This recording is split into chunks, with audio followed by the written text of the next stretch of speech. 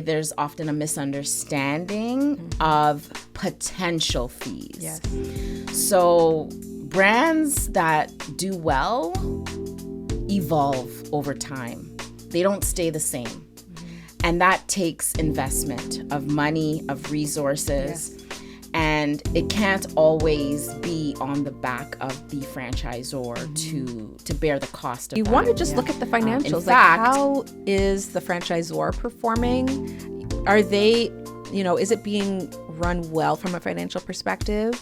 Are they managing their money responsibly, right? I think you just want to know. There should be, hopefully, information about other franchisees as well and how they're performing. I think it'll give a sense of, if nobody's doing well, then maybe this is not something. Maybe this is not something to pursue.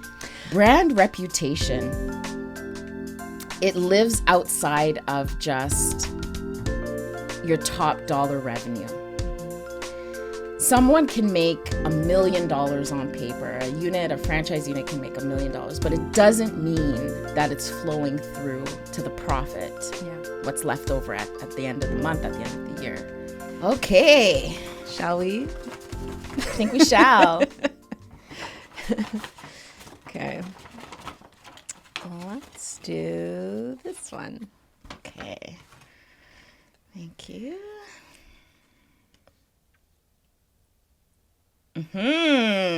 Okay, we're gonna get into the nitty gritty now. Okay.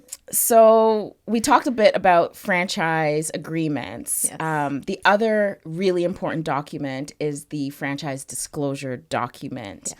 I'm gonna get you to explain a little bit about maybe the difference between the two in a minute, but I need to ask the question first. Yes. Okay.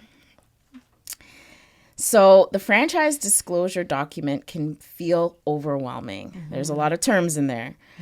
What parts should first-time buyers focus on? I mean, I have my own thoughts, but Yes. first let's define it for the people, and then Okay. we'll talk a little bit about Okay.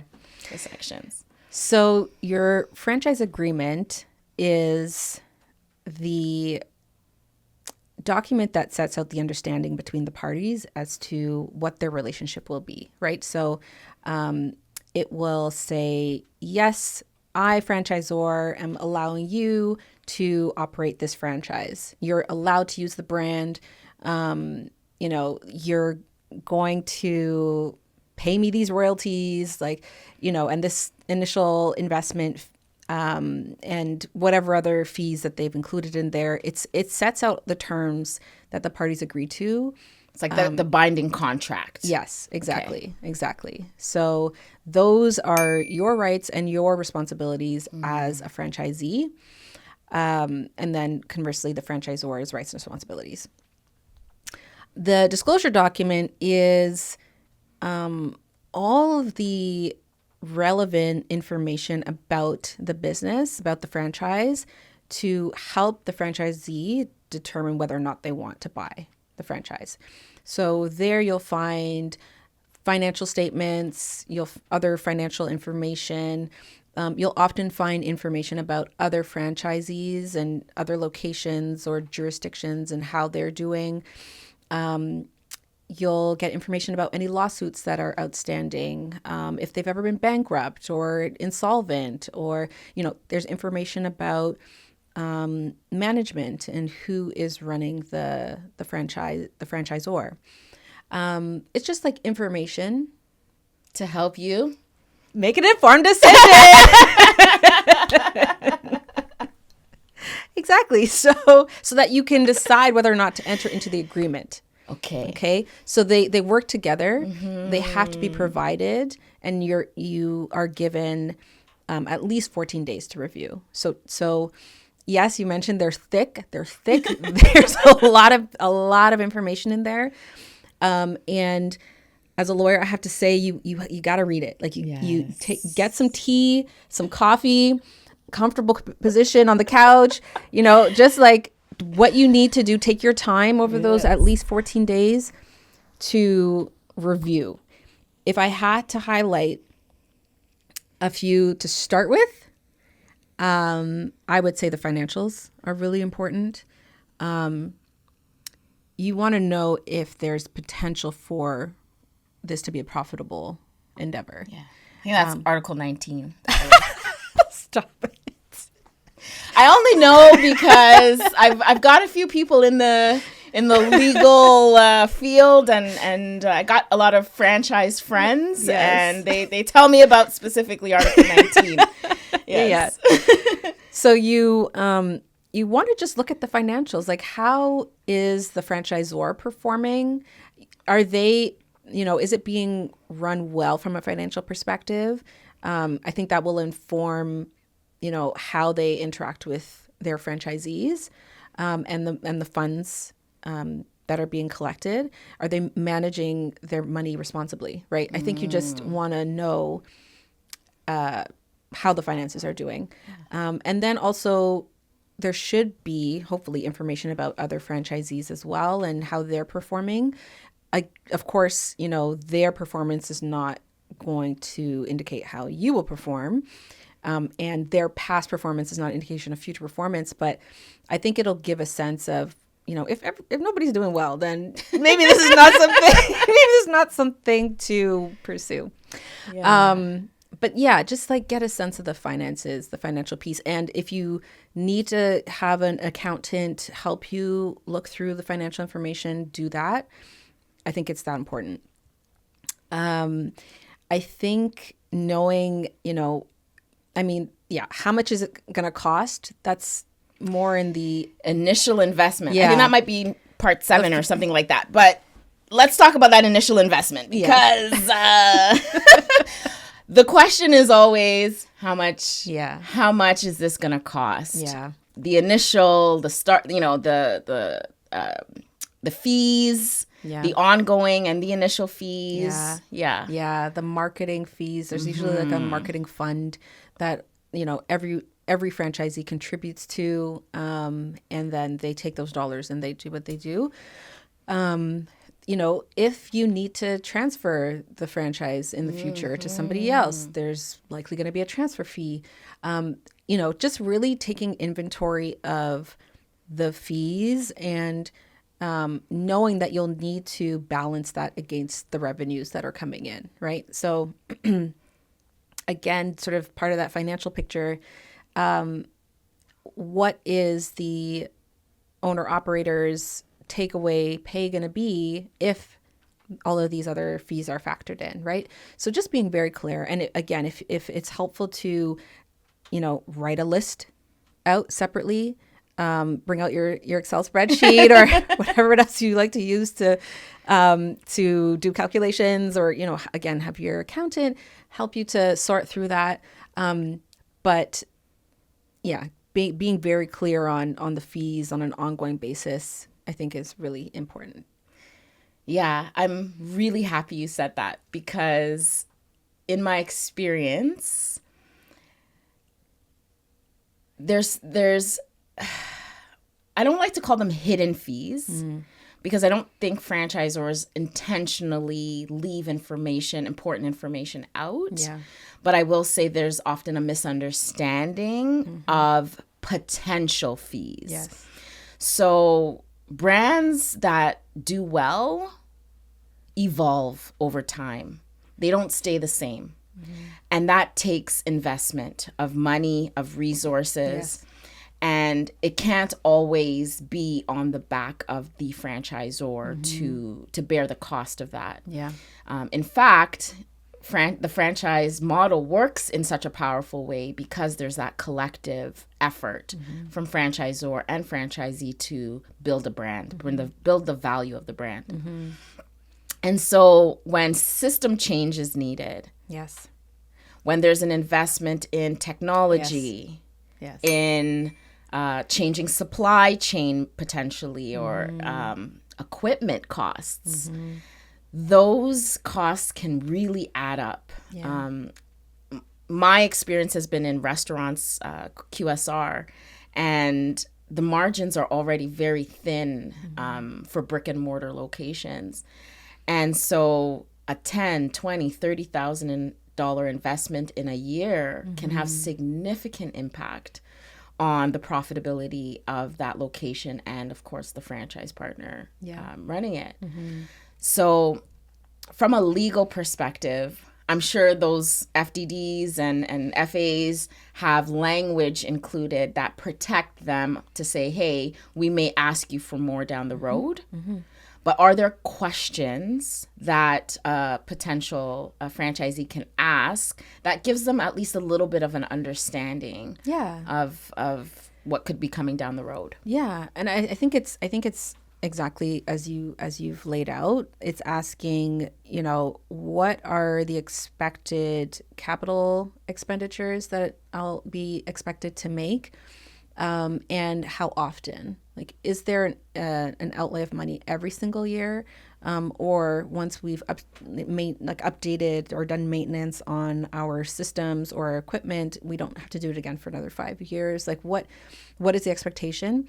I think that question goes to the franchisor and to as many other franchisees as you can talk to, because they're living it, right? Like they know what they spent last year.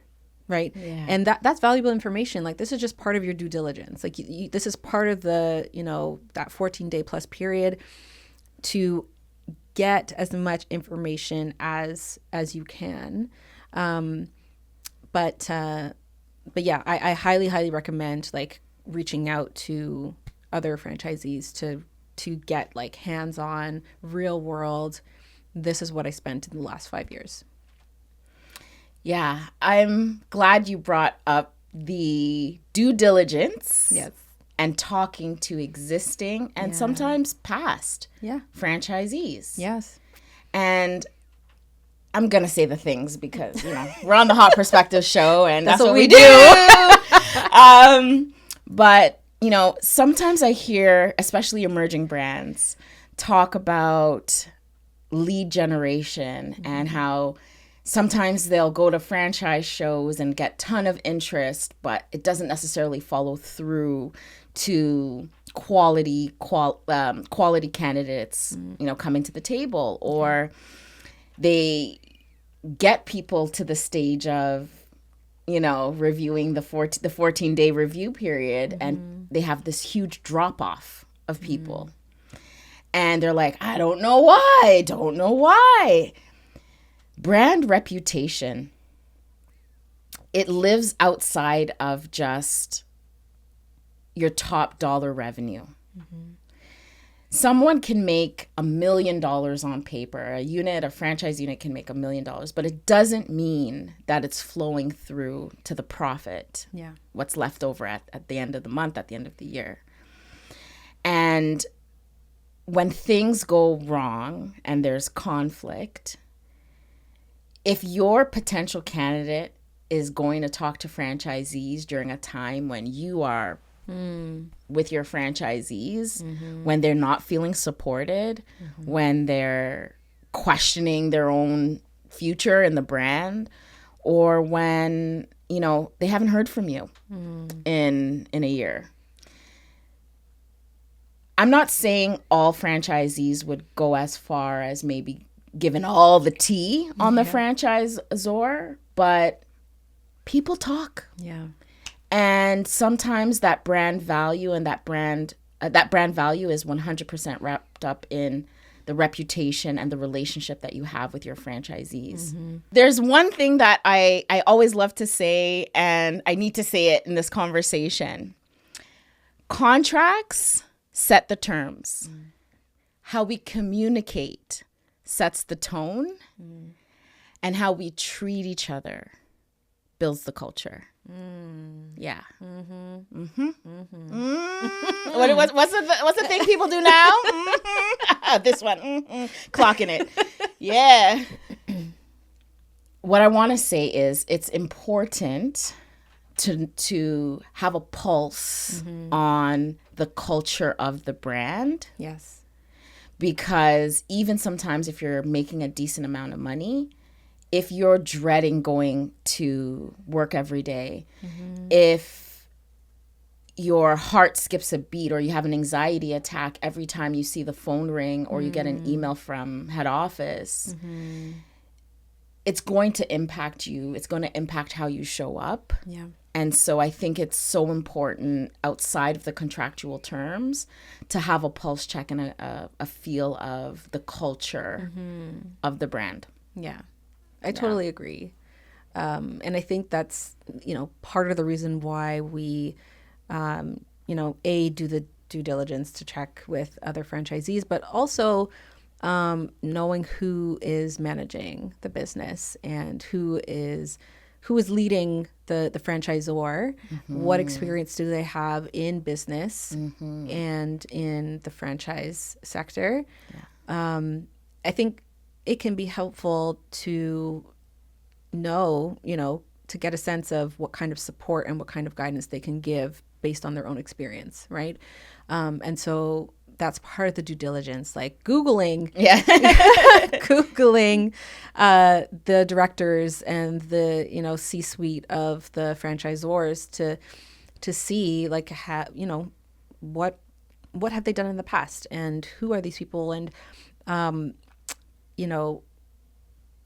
how do they interact with their colleagues and franchisees, like, what kind of relationship, and maybe, I don't know if every franchisor is not going to be open to this, but perhaps for the smaller ones to actually have a conversation with those folks, if you can get them on the line, just to see what the vibe is. Yeah. Yeah. Actually, there is a thing that exists. It's called Discovery Days. Yes. Not every franchise brand does it, but there are a few out there that do it really well. Okay. And I've had the privilege of being able to coordinate and participate and lead sometimes those Discovery Days. Yeah. And I think that opportunity to get that face time when you can. Yes. I know we're in a digital world, yeah. but to be able to get that face time to say, okay, this is who's running marketing. This is what they have on the go right now. Yes. Being able to put faces to names, yes. Especially when it may be a long time before you maybe see some of those faces live again. Yeah. Before you settle into that term and before that ink dries, I think is a great first step. Yeah. And I think what we're saying is that, like, this process takes time. Yeah. You can't really, show up today wanting to buy, you have a dream last night and it says to you, move forward, buy a franchise. It really takes thought and time and intention, and like having these conversations, getting, actually a hold of people or going to the event that's being held in a couple of months, that takes time. Yes. And I think when you take the time to really give it, due consideration, like, you can feel confident, you can feel empowered in your decision because you've done the legwork. Yes. To get to that place. Yes. Yeah. Yes. Thank you. You're welcome. Thank you. If you enjoyed the conversation and are curious to learn more about franchising, like, follow, share, and subscribe to the channel.